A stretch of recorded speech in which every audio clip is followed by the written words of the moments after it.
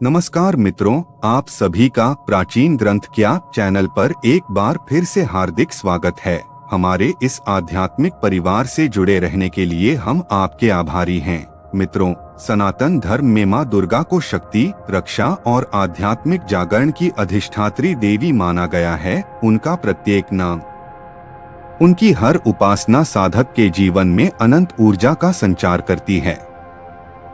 देवी के विभिन्न स्वरूप जैसे महाकाली, महालक्ष्मी और महासरस्वती हमें जीवन के विविध आयामों को संतुलित करने का मार्ग दिखाते हैं। आज हम एक अत्यंत प्रभावशाली और शक्तिशाली साधना की बात करने जा रहे हैं, शक्ति लिपि साधना, जिसमें आप देवी दुर्गा के बीज मंत्र ऐं ह्रीं क्लीं चामुंडाय विच्चे को 40 दिनों में 1,25,000 बार लिखेंगे। यह साधना केवल देवी की कृपा प्राप्त करने के लिए नहीं, बल्कि अपने भीतर छिपे दैवीय तेज, साहस और आत्मिक सामर्थ्य को जागृत करने का माध्यम है। इस साधना से साधक की आत्मा अंधकार से प्रकाश की ओर चल पड़ती है और उसके जीवन में चमत्कारी रूपांतरण घटित होते हैं। साधना की तैयारी। इस साधना को शुरू करने से पूर्व कुछ विशेष तैयारियां करनी आवश्यक हैं। आपको एक शांत, पवित्र और ऊर्जावान स्थान चुनना होगा। यदि संभव हो तो यह साधना हिमालय की किसी चोटी, त्रियुगी नारायण, कामाख्या, वैष्णो देवी या अंबाजी जैसे शक्तिपीठों पर करें। यदि तीर्थयात्रा संभव नहीं है तो अपने घर में उत्तर पूर्व दिशा में एक पवित्र स्थान बना लें, जहां धूप दीप का नियमित उपयोग हो। लेखन के लिए आपको कागज के पतले टुकड़े चाहिए होंगे।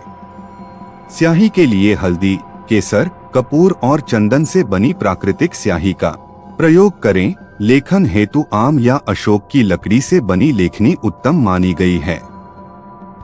यदि उपलब्ध न हो तो एक शुद्ध कलम का प्रयोग करें। साधना की विधि। प्रतिदिन ब्रह्मा मुहूर्त सुबह 4 बजे में उठकर स्नान करें, शुद्ध वस्त्र पहनकर साधना स्थल पर बैठें, मां दुर्गा के समक्ष दीप प्रज्वलित करें और बीज मंत्र का मानसिक जाप करते हुए लेखन प्रारंभ करें। हर दिन आपको 3000 बार ऐं ह्रीं क्लीं चामुंडाय विच्चे लिखना है। हर एक पंक्ति को ध्यान से, प्रेमपूर्वक और एकाग्रता से लिखें। कागज के टुकड़ों को अलग अलग रखें।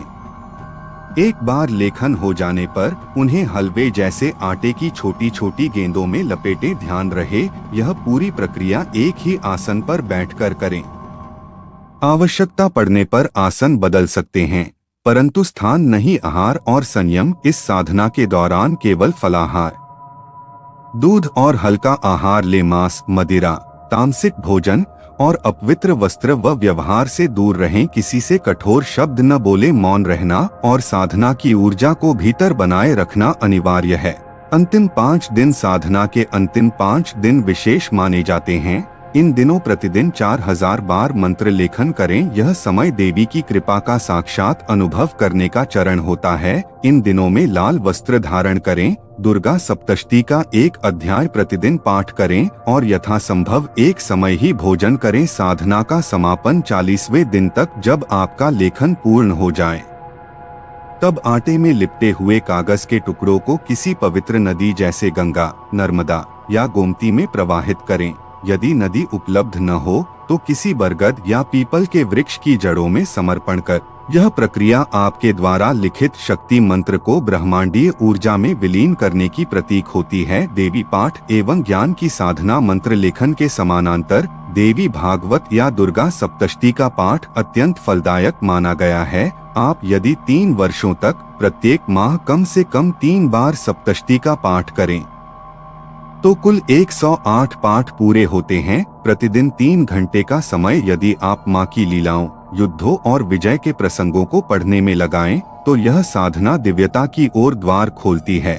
सप्तशती का हर श्लोक ब्रह्मांडीय कंपन से जुड़ा होता है और आपकी चेतना को उससे जोड़ता है। साधना के लाभ। साधक को मानसिक शक्ति, आत्मिक साहस और आंतरिक संतुलन प्राप्त होता है। मां दुर्गा की उपस्थिति की अनुभूति, दिव्य स्वप्न और चित्त की स्थिरता प्राप्त होती है। साधक में भविष्य को देखने की शक्ति, रोग प्रतिरोधक क्षमता और निर्णय क्षमता विकसित होती है। धीरे धीरे यह साधना साधक को परम भक्ति से अद्वैत की ओर ले जाती है, जहां आत्मा और परमात्मा एक हो जाते हैं। मित्रों, यह साधना कोई साधारण प्रयोग नहीं है। यह एक आत्मिक यात्रा है जो हमारे भीतर छिपे देवी स्वरूप को जागृत करती है। माँ दुर्गा केवल शक्ति की देवी नहीं, बल्कि हमारे जीवन की सच्ची ऊर्जा है। जब हम श्रद्धा, नियम और प्रेम से यह साधना करते हैं, तो देवी हमारे भीतर प्रकट होती हैं और हमें उस रूप में बदल देती हैं जो हम बनने के लिए इस धरती पर आए हैं। यदि आप चाहते हैं कि हम इस साधना की पूरी वीडियो श्रृंखला बनाएं, तो कमेंट में जय माता दी जरूर लिखें। आपके साथ इस पावन यात्रा में जुड़ना हमारे लिए भी सौभाग्य